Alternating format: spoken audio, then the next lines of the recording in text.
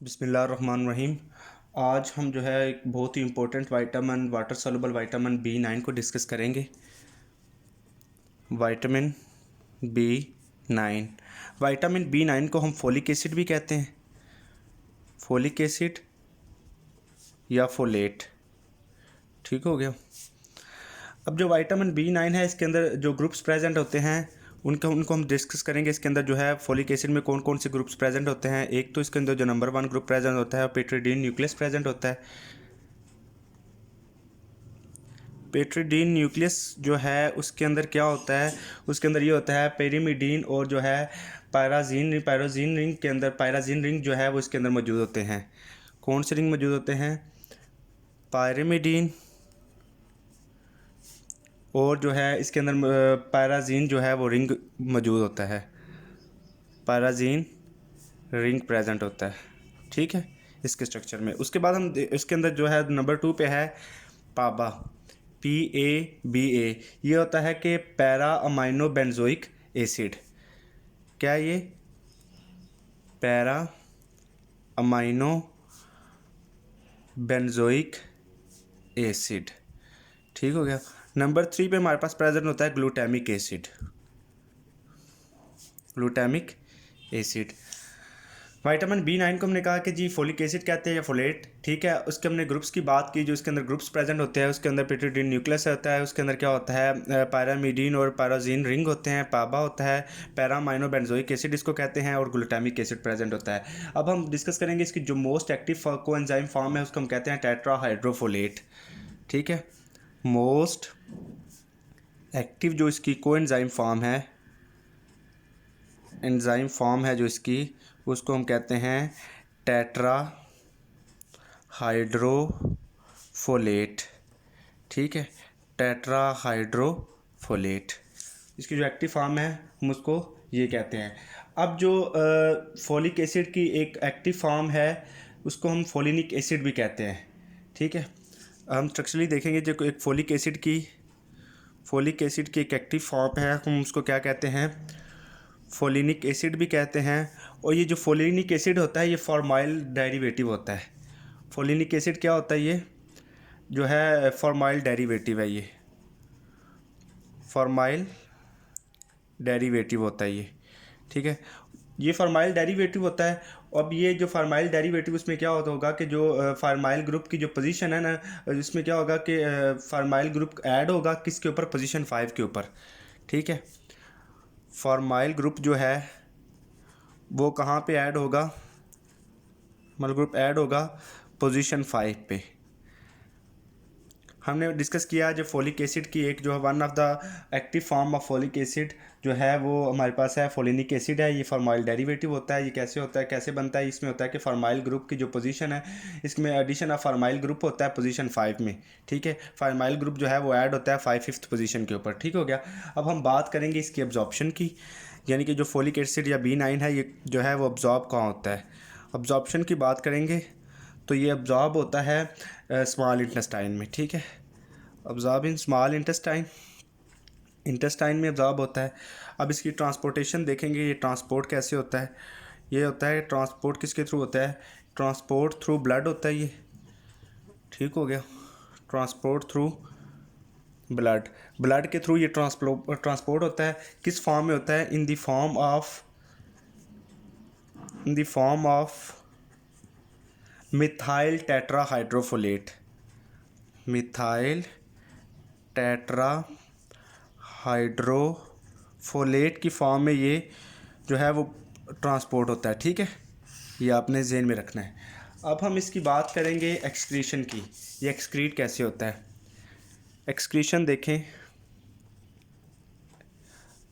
Excretion की अगर हम बात करें तो ये क्या होगा कि ये यूरिन के थ्रू भी एक्सक्रीट होता है और जो है ये फेसिस के थ्रू भी जो है वो एक्सक्रीट होता है। ठीक हो गया। अब हम बात करेंगे इसके, एक नोट लिख लें कि जो प्लाज्मा के अंदर जो इसका लेवल है ना, प्लाज्मा के अंदर जो इसका लेवल है नॉर्मल इंडिविजुअल में जो इसका लेवल होता है वो 3 to 21 नैनोग्राम पर ml होता है। ठीक हो गया, प्लाज्मा के अंदर जो इसका लेवल है। अब हम बात करेंगे इसके सोर्सेज की। अब इसके कौन कौन से सोर्सेज है जिससे जो है हम अगर विटामिन B9 की डेफिशिएंसी हो जाए तो हम इसको जो है वो पूरा कर सकते हैं। इसके प्लांट सोर्सेज भी हम डिस्कस करेंगे और एनिमल सोर्सेज भी डिस्कस करेंगे। प्लांट सोर्सेज हम देखेंगे कि ये लीफी डार्क ग्रीन वेजिटेबल्स में मौजूद होता है। प्लांट्स में जो है किस में मौजूद होता है? लीफी डार्क ग्रीन वेजिटेबल्स में, ठीक है। उसके बाद अगर एनिमल्स में देखें तो हमारे पास ये लीवर में मौजूद होता है, उसके बाद किडनीज़ में होता है, ठीक है। उसके बाद ये होता है कि मिल्क मीट में होगा, और हाँ ये यीस्ट में भी जो है प्रेजेंट होता है, ठीक हो गया। ये आपने इसकी जो है वो सोर्सेज भी ये हो गया। अब हम इसकी जो इम्पोर्टेंट है कि ये डेफिशिएंसी को हम देखेंगे। अगर हम किसी भी विटामिन को लेते हैं तो हमें बेसिकली इसको क्लिनिकली देखना चाहिए, क्योंकि हमारे पास जो केसेस आते हैं हॉस्पिटल में वो क्लिनिकली होते हैं। तो हमें सिम्टम्स शो हो रहे होते हैं कि अगर किसी को विटामिन B9 की डेफिशिएंसी है, ठीक है, बेसिकली एक तो उसके अंदर जो है वो मेगैलोब्लास्टिक एनीमिया होगा, ठीक है। अब जो इसके अंदर एक बहुत इंपॉर्टेंट पॉइंट है वो मैं डिस्कस करूँगा कि जो इसकी जो डेफिशिएंसी है वो ज़्यादातर कॉमन होती है प्रेग्नेंट वुमेन के अंदर। एक तो प्रेग्नेंट वुमेंस में जो इसकी डेफिशिएंसी है वो कॉमन होती है। उसके अलावा जो इंडिविजुअल्स हैं या जो अल्कोहलिक जो लोग हैं, जो अल्कोहलिज्म जो है उसको प्रमोट करते हैं, उनके अंदर ये होती है कि वो इसकी जो डेफिशिएंसी है वो भी बहुत ज़्यादा कॉमन होती है।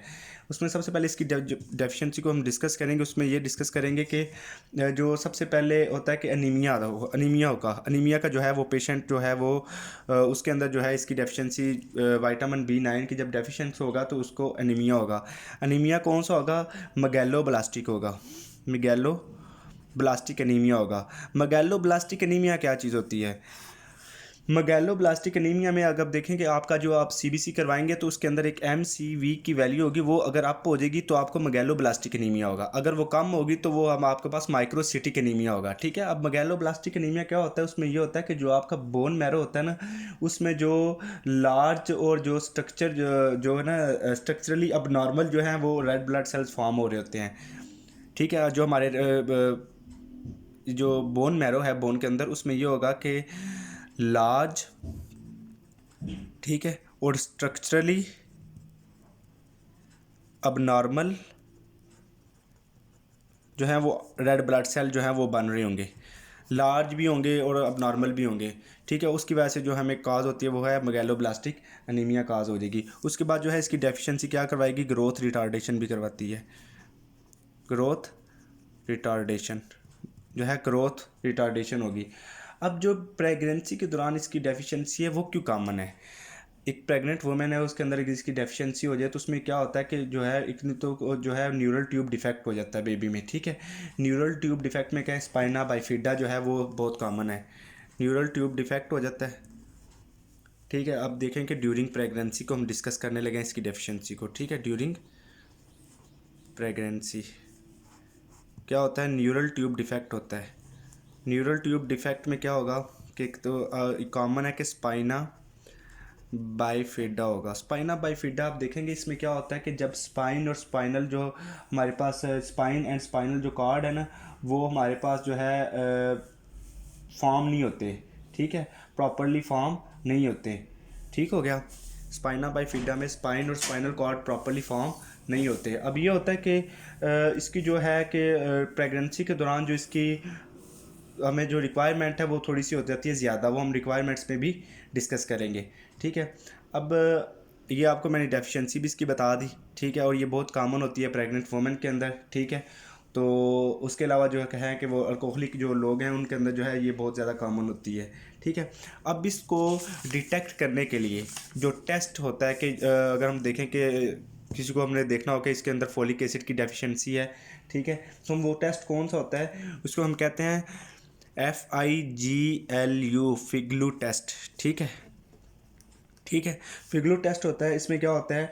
फार्मिनोग्लूटामिक एसिड, ठीक है, फार्मिनो इसका जो है इसको जो हम कहते हैं स्टैंड फॉर होता है फिग्लू, फार्मिनो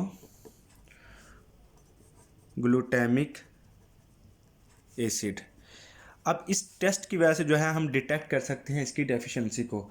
ये क्या करता है? डिटेक्ट करता है, किसको डिटेक्ट करता है? फोलेट की डेफिशिएंसी को, समझ आएगी, तब हमें अंदाज़ा पता चलेगा कि इसके अंदर जो है कितनी डेफिशिएंसी है। उस लिहाज से जो है हम उसको प्रिस्क्राइब करेंगे, उसको सप्लीमेंट्स देंगे, ठीक है। उसको जो न्यूट्रिशनल जो है वो उसको बताएंगे कि अपनी जो न्यूट्रिशन है उसके अंदर ये चीज़ें शामिल करो, किडनीज, लीवर्स वगैरह, डार्क लीफी ग्रीन वेजिटेबल शामिल करो, ताकि इसकी जो कमी को पूरा किया जा सके। उसके बाद जो है अब हम देखेंगे कि इसकी विटामिनोसिस या टॉक्सिसिटी क्या होगी। टॉक्सिसिटी की अगर बात करेंगे, टॉक्सिसिटी में देखें कि अगर इसकी जो मिकदार है वो ज़्यादा हो जाती है बॉडी के अंदर, उसमें ये होगा कि आपके जब इसकी मिकदार ज़्यादा होगी तो ऑटोमेटिकली जो B12 है वाइटामिन है वो भी कम हो जाएगा। जब B12 वाइटामिन कम हो जाएगा कि जो है वो प्रेसिपिटेट करेगा इरिवर्सिबल डैमेज को, ठीक है। इरिवर्सिबल डैमेज को प्रेसिपिटेट करेगा, ठीक है, प्रमोट करेगा। उसमें ये होगा, उसके बाद ये होगा कि किडनी डैमेज होगी, आपकी किडनी जो है वो डैमेज होना शुरू हो जाएगी, क्रिस्टलाइजेशन होगी तो डैमेज होगी, ठीक है। हाइपर विटामिनोसिस में तो सिर्फ ये है। और उसके बाद हम रिक्वायरमेंट्स अगर इसकी देखें तो रिक्वायरमेंट्स में ये है कि अडल्ट के अंदर जो है इसकी जो डेली रिक्वायरमेंट है, अडल्ट के अंदर जो इसकी हमने डेली रिक्वायरमेंट देखनी है, अडल्ट के अंदर जो है 400 to 500 म्यूग्राम माइक्रोग्राम है। उसके बाद हमारे पास इन्फेंट्स में जो है इसकी हमारे पास जो है वैल्यू है, रिक्वायरमेंट है, वो हमारे पास आएगी 50, ठीक है। इन्फेंट्स में तो ऑब्वियसली कम होगी। चिल्ड्रन में जो है वो इसके आ जाएगी 100 to 300 माइक्रोग्राम। अब जो इसकी रिक्वायरमेंट है ज़्यादा भी कुछ स्टेजेस में होती है, जैसे कि प्रेग्नेंट वुमेन के अंदर जो इसकी रिक्वायरमेंट है वो ज़्यादा होगी, क्योंकि वो प्लेसेंटा से क्रॉस होकर जो है वो बेबी में जाएगा। उसमें ये होगा कि फॉलिक एसिड उसको भी जो है वो ज़रूरत होगी, उसकी बेबी को भी जो है फॉलिक एसिड जो है वो ज़रूरी है। वो मैंने आपको पहले भी बताया कि अगर उसकी डेफिशिएंसी हो जाए तो उसको न्यूरल ट्यूब डिफेक्ट हो सकते हैं, ठीक है। अब जो प्रेग्नेंट और जो लैक्टेटिंग वुमेन होती है, प्रेग्नेंट एंड लैक्टेटिंग वुमेन जो हैं, यानी कि जो फीड करवाती हैं, उनके अंदर जो इसकी रिक्वायरमेंट है वो ज़्यादा हो जाएगी।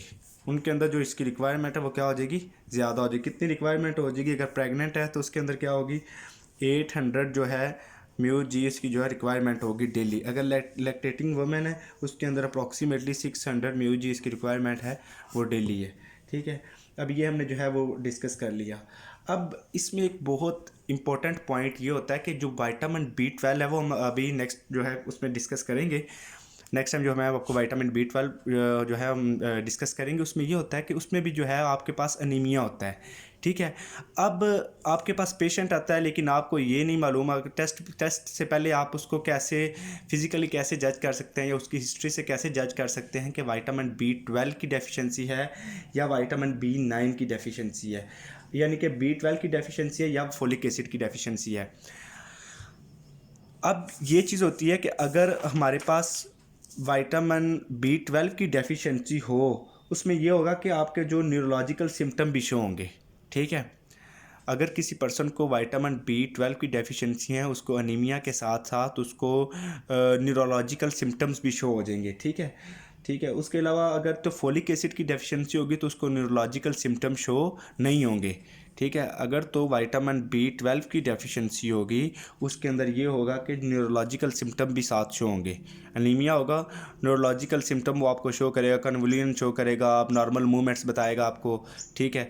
तो ये न्यूरोलॉजिकल सिम्टम जो हैं वो शो होंगे उसके अंदर।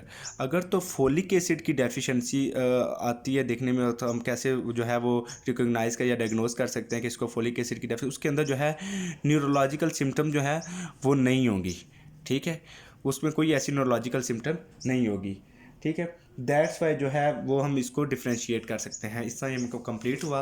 विटामिन B9 हमने आज पढ़ा, उसको हम कहते हैं फोलिक एसिड, फोलेट भी कहते हैं। इसके अंदर 3 ग्रुप्स प्रेजेंट होते हैं। पेप्टिडाइन न्यूक्लियस होता है, वो क्या होता है उसके अंदर पायरामिडीन और पायरोजीन रिंग होते हैं, उसमें अंदर सेकंड में हमने पढ़ा पाबा पैरामाइनो बेंजोइक एसिड प्रेजेंट होता है, ग्लूटामिक एसिड प्रेजेंट होता है। उसके बाद हमने देखा कि इसकी एक्टिव फॉर्म जो है वो कोएंजाइम फॉर्म है, वो कहते उसको क्या कहते हैं, टेट्राहाइड्रोफोलेट कहते हैं। फोलिक एसिड जो है उसका एक कोएंजाइम है, जो है एक वन ऑफ द कोएंजाइम है। वो ये होता है कि उसमें फोलिनिक एसिड है, वो फार्माइल का डेरिवेटिव है। उसमें ये होता है कि फार्माइल ग्रुप पोजीशन 5 के अंदर ऐड होता है उसके अंदर, ठीक है। अब्जॉर्प्शन इसकी किस में होती है, स्मॉल इंटेस्टाइन में ये अब्जॉर्ब होता है। ट्रांसपोर्ट ये थ्रू द ब्लड होता है, किस फॉर्म में होता है, मिथाइल टेट्राहाइड्रोफोलेट की फॉर्म में ये ट्रांसपोर्ट होता है। उसके बाद हमने पढ़ा कि एक्सक्रीशन इसकी क्या है, यूरिन के थ्रू भी एक्सक्रीट होता है और फेसिस के थ्रू भी एक्सक्रीट होता है। इसका जो प्लाज्मा लेवल है 3 to 21 नैनोग्राम पर ml है। सोर्सेज क्या है, प्लांट सोर्सेज डिस्कस किए कि लीफी डार्क ग्रीन वेजिटेबल्स में ये रिच सोर्स में मौजूद होता है। उसके लिए एनिमल्स हैं, लीवर है, किडनी है, मिल्क है, मीट है, यीस्ट है, इसके रिच सोर्सेज हैं। डेफिशिएंसी क्या मैगलोब्लास्टिक एनीमिया काज करती है। मैगलोब्लास्टिक एनीमिया का होता है कि आपके जो बोन मैरो के अंदर लार्ज स्ट्रक्चरली अबनॉर्मल और इमेच्योर रेड ब्लड सेल वो फॉर्म होते हैं, जिसकी वजह से वो मैगलोब्लास्टिक एनीमिया होता है। अगर हम देखा जाए तो अगर जो नॉर्मल हम सीबीसी करवाते हैं टेस्ट, ये एक बहुत कॉमन टेस्ट है जो हम करवाते हैं, उसके अंदर ये होगा एमसीवी की जो वैल्यू है वो ज़्यादा हो जाएगी, वो उसका ये होगा कि मैगलोब्लास्टिक एनीमिया। अगर दूसरी तरफ देखें, अगर एमसीवी हमारे पास सीबीसी में कम होता है तो वो माइक्रोसिटिक एनीमिया होता है। ठीक है, उसके बाद ये ग्रोथ रिटार्डेशन करवाता है। ठीक है, हमने प्रेगनेंसी के दौरान देखा कि इसके अंदर जो अगर फोलिक एसिड की डेफिशिएंसी हो जाए तो न्यूरल ट्यूब डिफेक्ट होता है, स्पाइना बाइफिडा हो जाएगा। उसके अंदर मैंने आपको ये भी बताया था कि जो स्पाइना बाइफिडा है वो ये होगा कि जो आपकी जो स्पाइनल कॉर्ड है ना और स्पाइनल कॉर्ड और जो आपकी स्पाइन है वो प्रॉपरली फॉर्म नहीं होंगी। ठीक है, बच्चे की या जो प्रेगनेंसी के दौरान उसकी जो है बेबी की स्पाइनल कॉर्ड और जो स्पाइन है वो प्रॉपरली फॉर्म नहीं होंगी, तो इस वजह से जो है वो स्पाइना बाइफिडा वो जो है वो काज होगा। ठीक हो गया।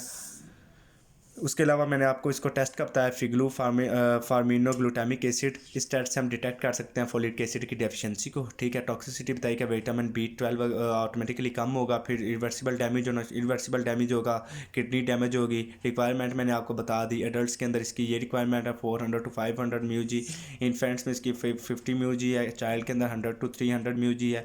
प्रेगनेंट और लैक्टेटिंग वुमेन के अंदर इसकी रिक्वायरमेंट बढ़ जाती है, 800 म्यूजी हो जाती है, क्योंकि और वुमेन के अंदर जो लैक्टेटिंग वुमेन है या जो फीड करवाती हैं बेबी को वो 600 म्यूजी हो जाती है।